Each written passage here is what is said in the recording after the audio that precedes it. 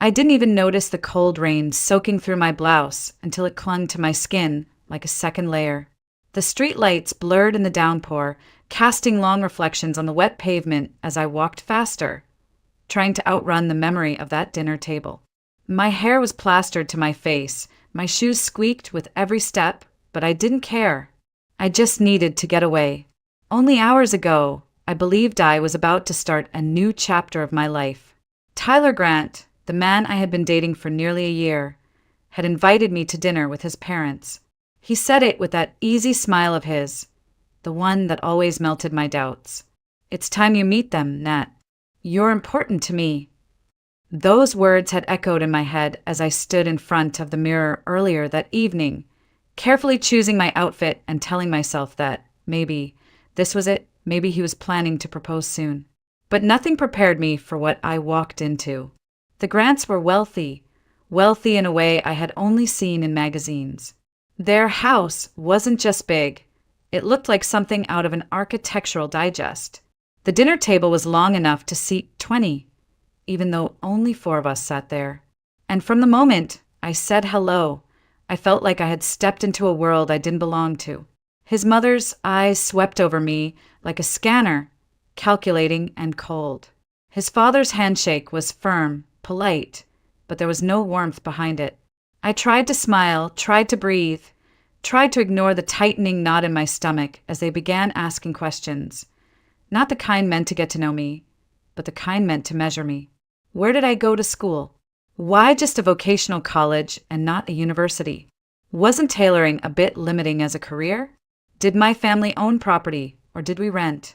Each answer seemed to lower their already shallow impression of me.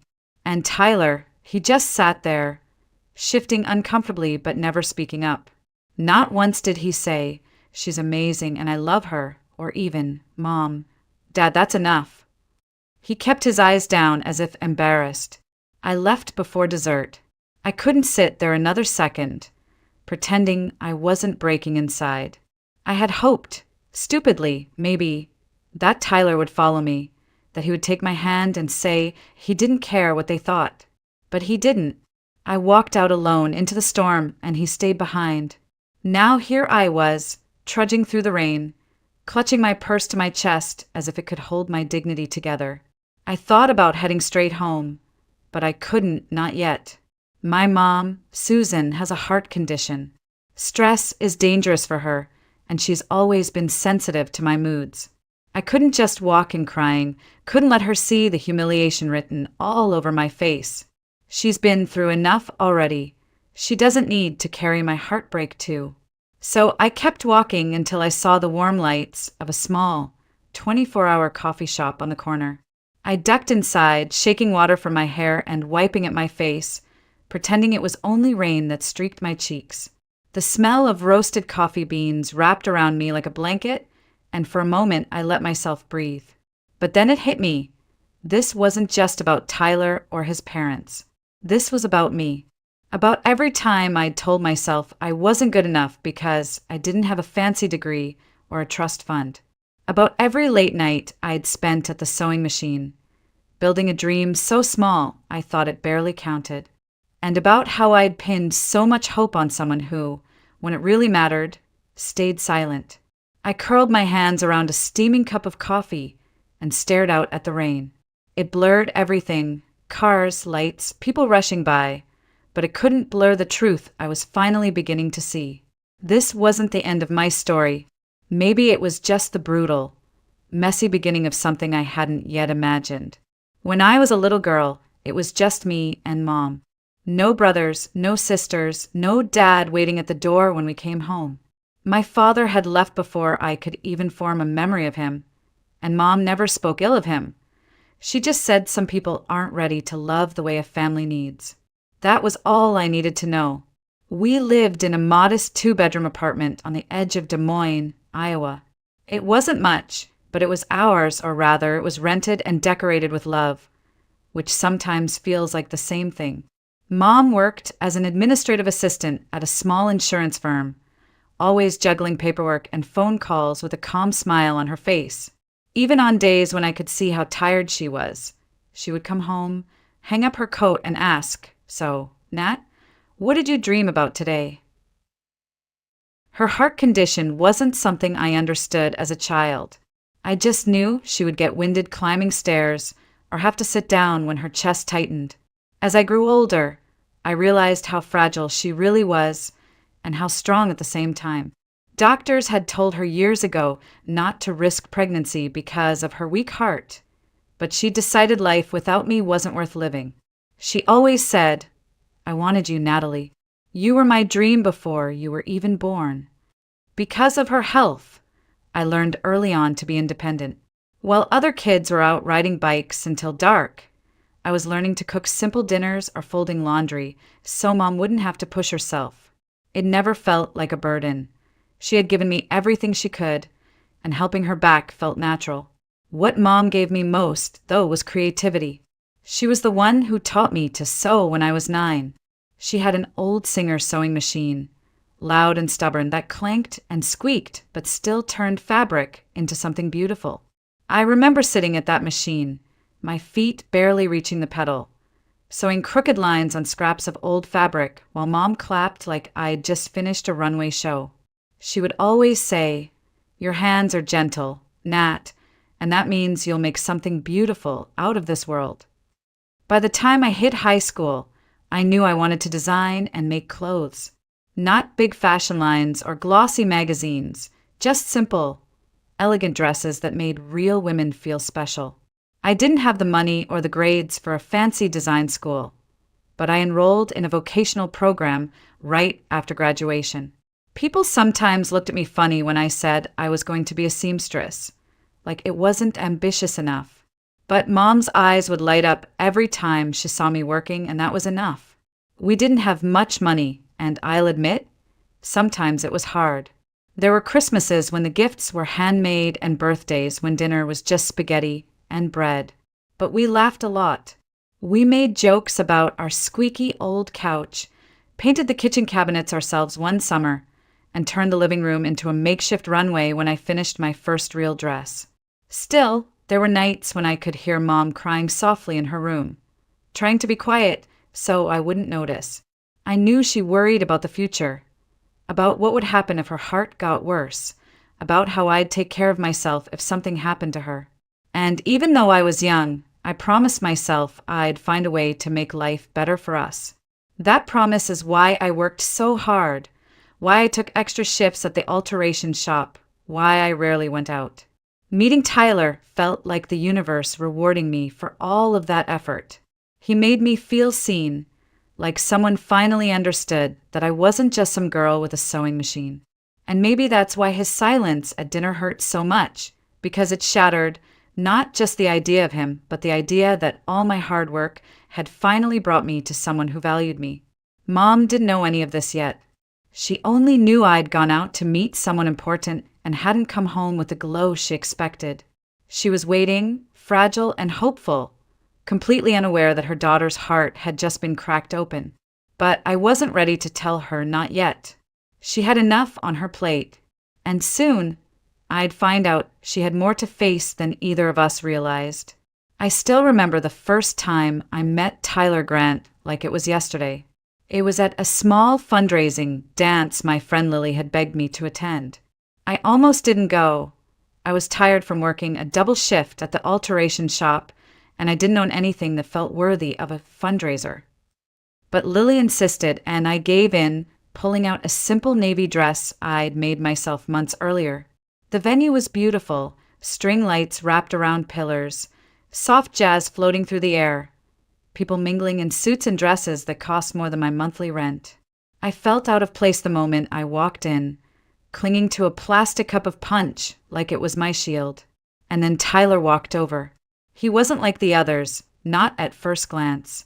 He didn't flash that arrogant smirk I'd seen on some of the guys there. Instead, he had this warm, confident smile, like he actually wanted to talk to me. His dark hair was neatly styled, his suit obviously custom, but there was something easy about him. "Is this your first time at one of these?" he asked, leaning slightly so I could hear him over the music. I nodded, smiling nervously. "Is it that obvious?" He grinned. "A little, but that's not a bad thing." Sometimes the people who don't belong at these things are the most interesting ones here. I laughed, feeling an unexpected spark. We talked for what felt like hours that night about my job, his studies at a business school, our favorite places to eat in the city. He didn't seem fazed when I said I was a seamstress. In fact, he looked impressed. You actually make clothes? That's amazing. I can barely sew a button back on. From that night, things moved quickly. He called the next day, took me out for coffee, then dinner, then movies. Tyler had this energy about him. Like life was a game he'd already figured out how to win. He came from money. That was clear, but he never rubbed it in my face. He drove a nice car, wore watches worth more than my entire wardrobe, but he still laughed at my thrift store jokes and claimed he liked my home-cooked meals better than anything fancy. For months, I let myself believe I'd found someone who saw me, really saw me. Someone who didn't care that I didn't have a degree from some big-name university or a family name worth dropping at cocktail parties. But there were small signs I ignored, like how he never really invited me to his family's gatherings, or how he changed the subject when I asked about his parents. They're private, he'd say. You'll meet them eventually. And I held on to that eventually like it was a promise. I imagined meeting them and proving I was worthy. That I wasn't just some girl with a sewing machine, but someone who could build a future with their son. Tyler seemed to like my independence, at least on the surface. He'd watch me work late at the shop, sometimes stopping by to bring me coffee, saying, "You're the hardest working person I know." Those moments felt real. He even talked about travel plans, New York for the holidays, maybe a road trip next summer.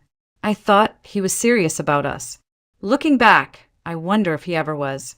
Because when he finally said, "It's time you meet my parents," I thought it meant he was ready to take the next step.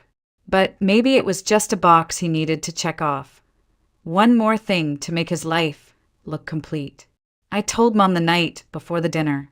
She smiled so big it nearly brought tears to my eyes.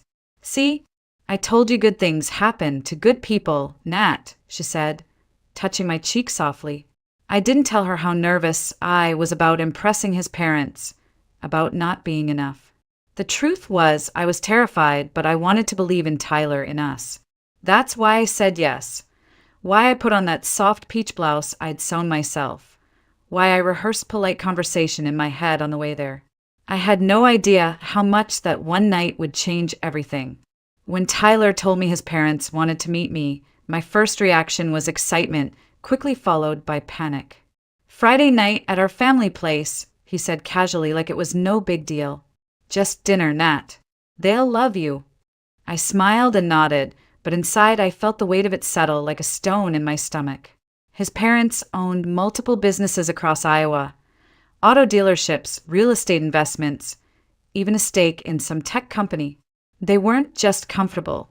They were the kind of wealthy that made headlines when they donated to charities. And me? I was just a girl who fixed wedding dresses and hemmed pants for people who couldn't afford to buy new ones. Still, I tried to look on the bright side. Maybe they'd see how hard I worked, how independent I was. Maybe they'd see I cared for Tyler for who he was, not for what he had. Friday came with a steady drizzle that refused to stop all afternoon. I wore a soft blue dress I'd made from a discounted fabric bolt months earlier, simple yet elegant, paired with modest heels. I couldn't afford a taxi and Tyler had been tied up at work, so I decided to take the bus across town. That's when I saw her. The bus was nearly empty, but at the front, a frail woman in a tan coat and knitted hat stood, clutching an old fabric bag. She was arguing quietly with the driver, her voice trembling. "I just need to get to the hospital. My grandson's there. I'll pay you back tomorrow, I swear." The driver shook his head. "Ma'am, I'm sorry, but I can't let you ride without fare." People looked away, pretending not to hear, but I couldn't.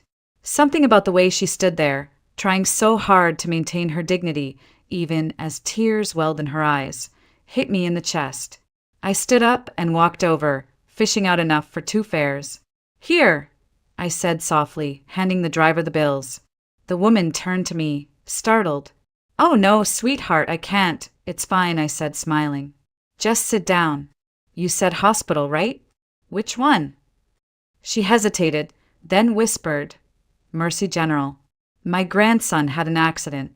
They say he'll be okay, but I need to be there. I nodded. Then you definitely shouldn't be standing here arguing.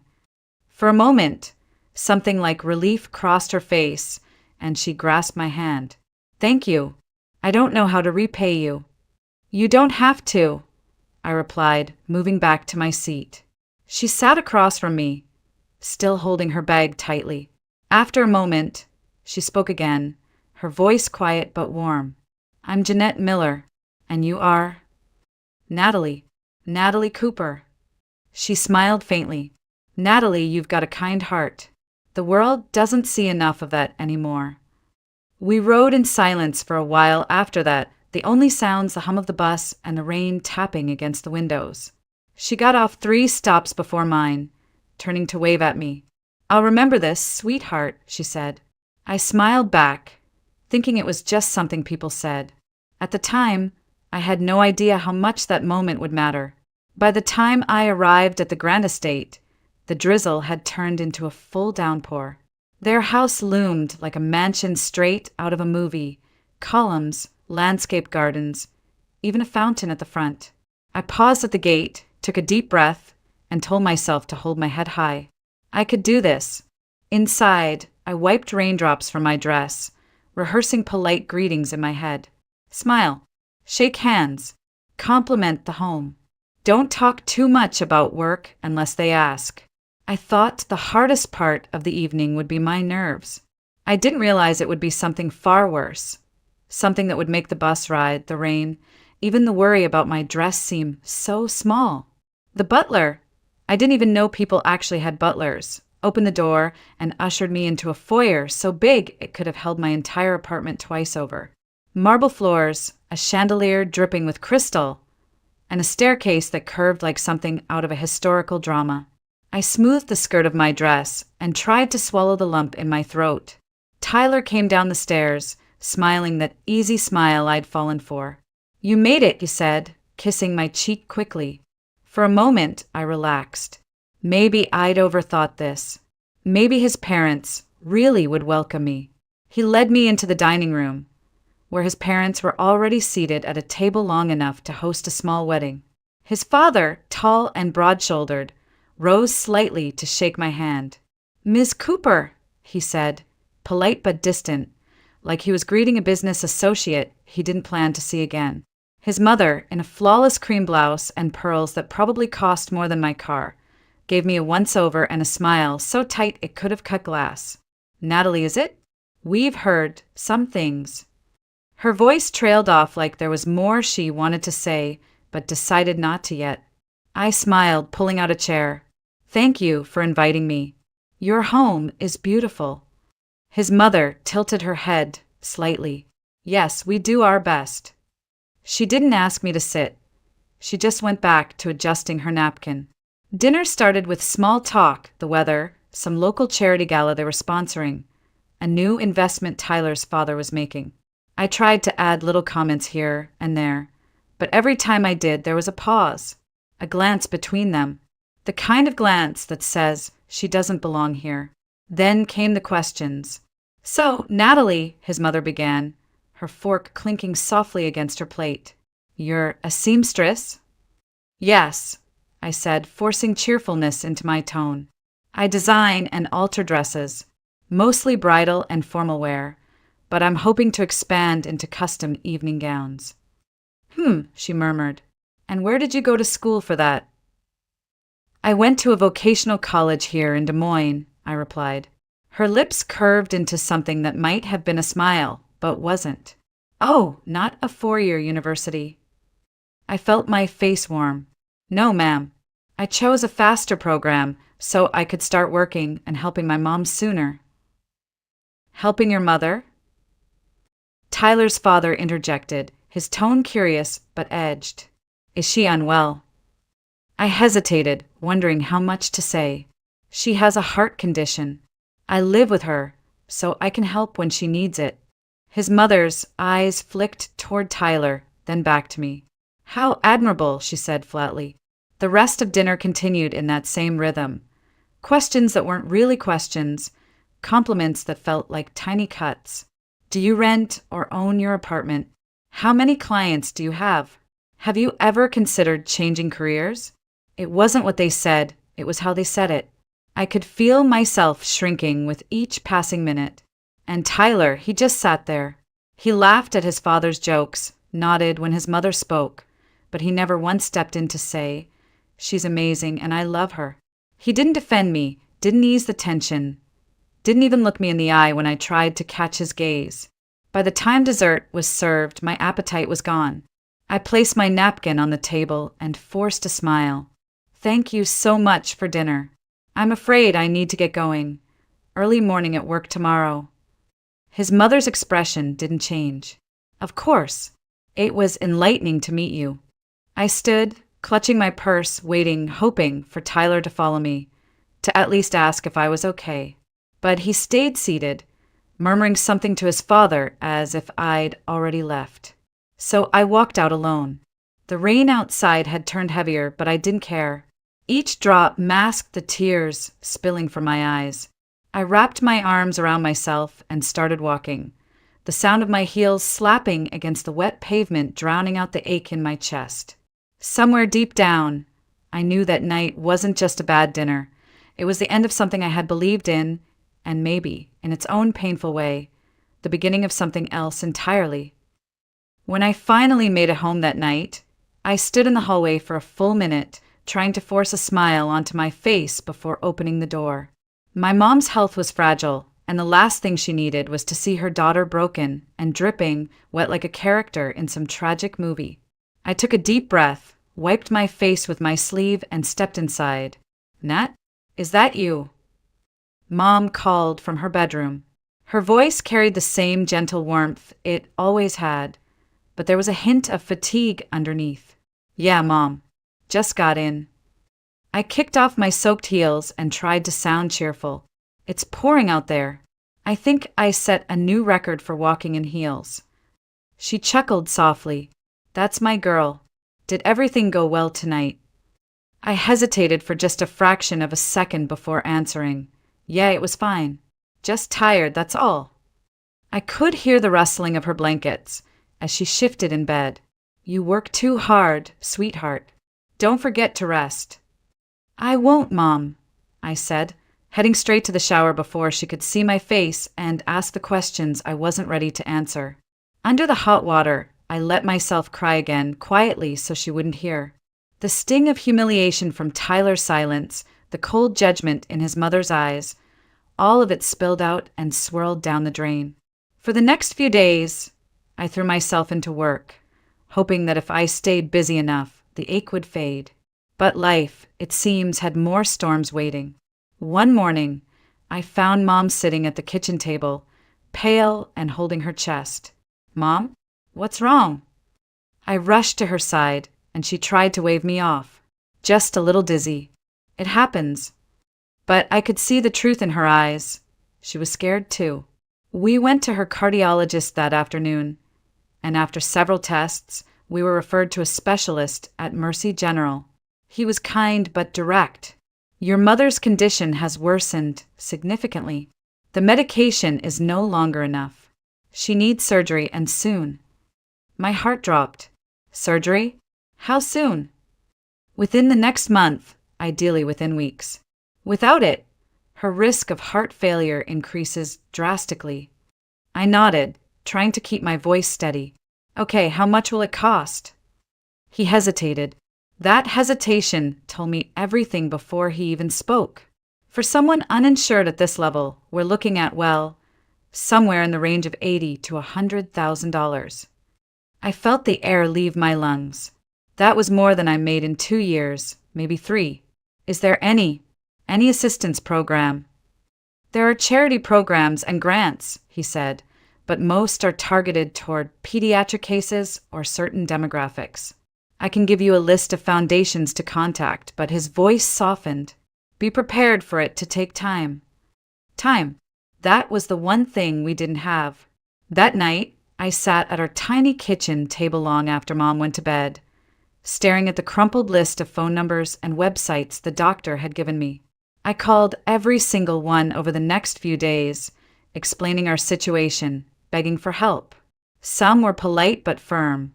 We're not taking new adult cases at this time. Others didn't even return my calls. One woman sighed and said, "I'm sorry, sweetheart, but this just isn't the kind of story donors open their wallets for. If you had young kids at home or some tragic accident, people react differently." I wanted to scream.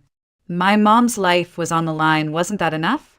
Finally, out of desperation, I did something I swore I wouldn't do. I called Tyler. He picked up on the second ring, sounding surprised. "Nat? Hey, I wasn't expecting to hear from you." "Tyler, I wouldn't be calling if it wasn't serious," I said quickly, my voice already shaking. "My mom needs surgery, heart surgery, and we don't have the money." I swallowed. "I thought maybe you could lend me some. Just until I figure something out. I'll pay you back, every cent." There was silence on the line, then a quiet laugh. "Nat, come on, really? I knew something like this would happen eventually. My mom literally warned me about this exact thing. She said if we split, you'd probably find some excuse to." "Tyler, that's not what this is." I interrupted, tears burning my eyes. "I'm not asking for me. I'm asking for my mom's life." "Yeah, well, I'm sorry she's sick, but I'm not a bank. Don't call me again, okay?" And with that, he hung up.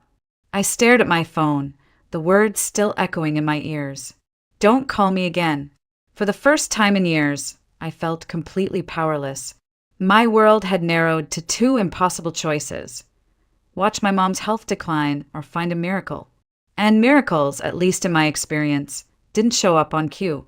But sometimes, kindness has a way of circling back when you least expect it.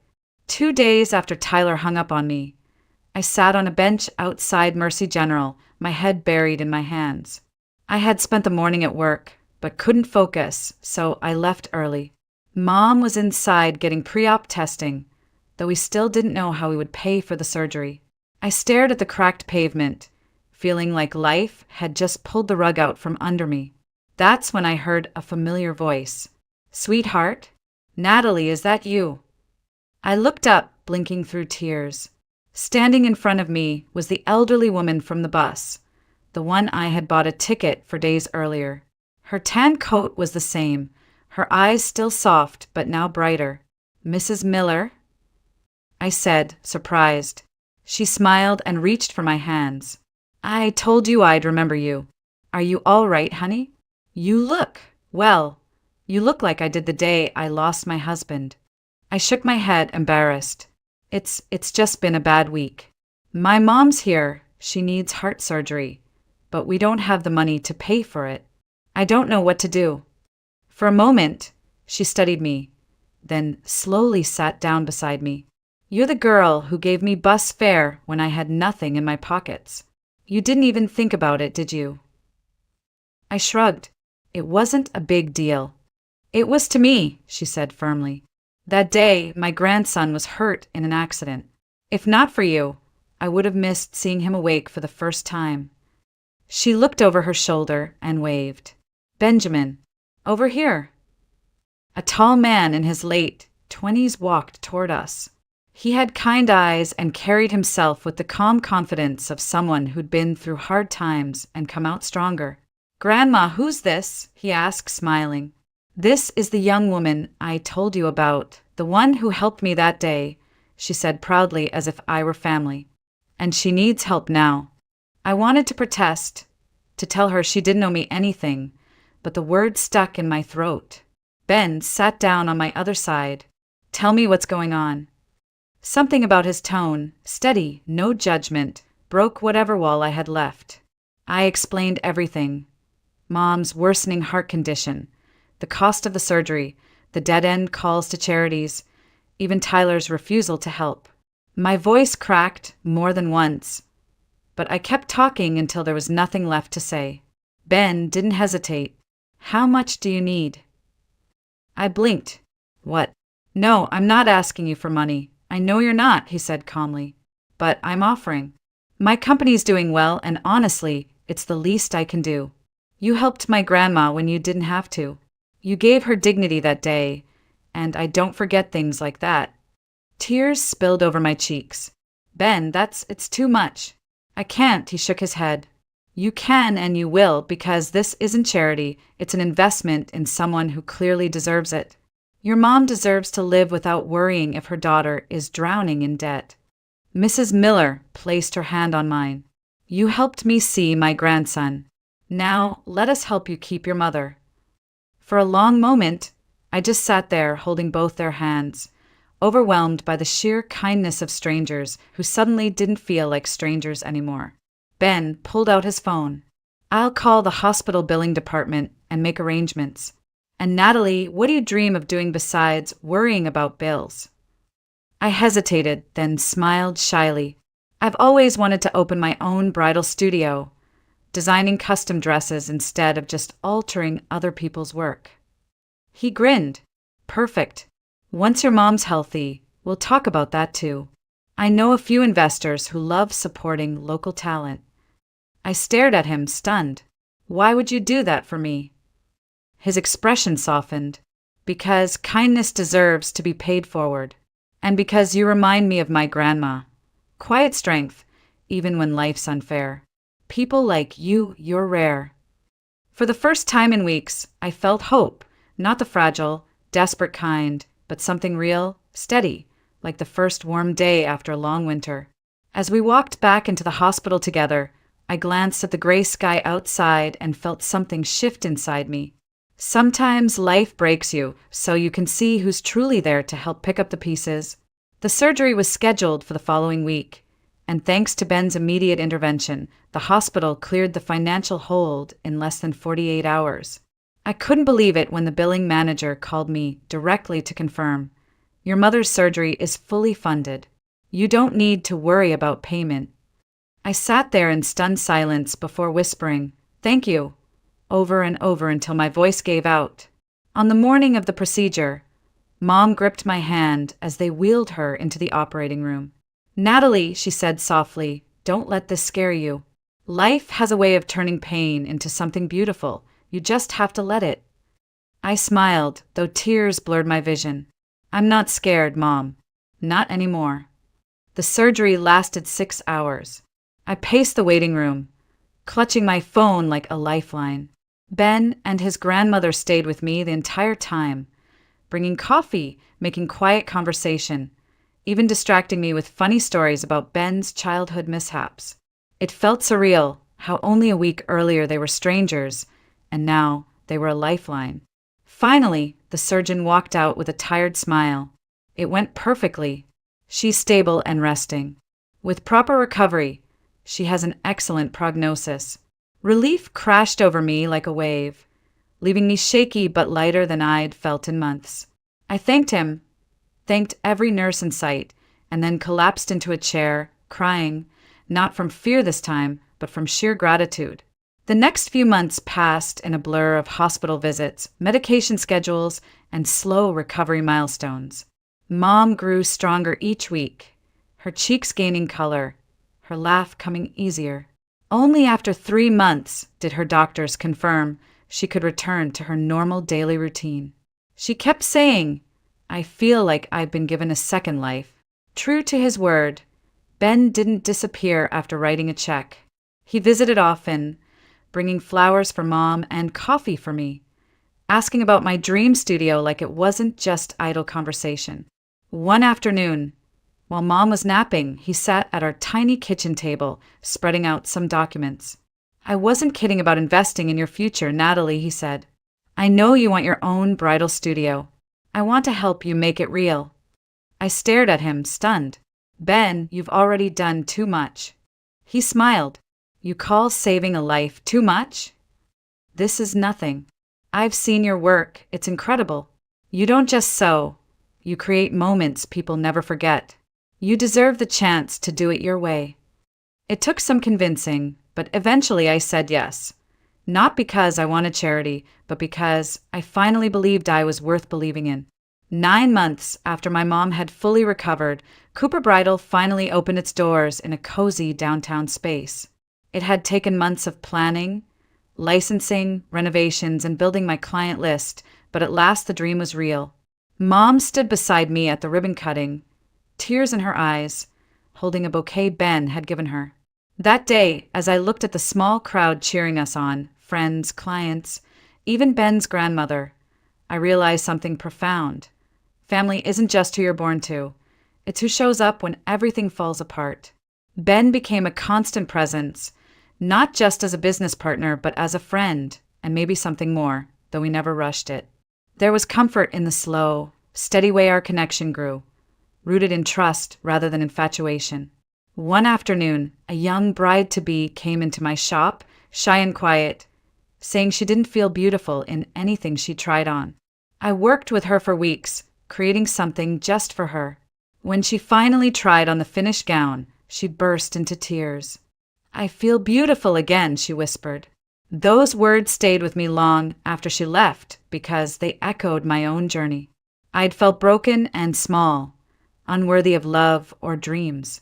But through kindness, both given and received, I'd found myself again. Standing in my studio, surrounded by silk and lace, I thought about Tyler for the first time in months. Not with anger, not with regret, but with a kind of distant gratitude. If he hadn't failed me, I might never have walked the path that led to this life, these people, this healing. Sometimes heartbreak isn't the end. Sometimes it's the push you need to discover where you truly belong. And as I watched my mom laughing with Ben's grandmother in the corner, both of them healthy and full of life, I realized something. I wasn't just surviving anymore. I was thriving. And it all started with one simple act of kindness on a rainy bus ride, one moment that proved the world can still surprise you in beautiful ways.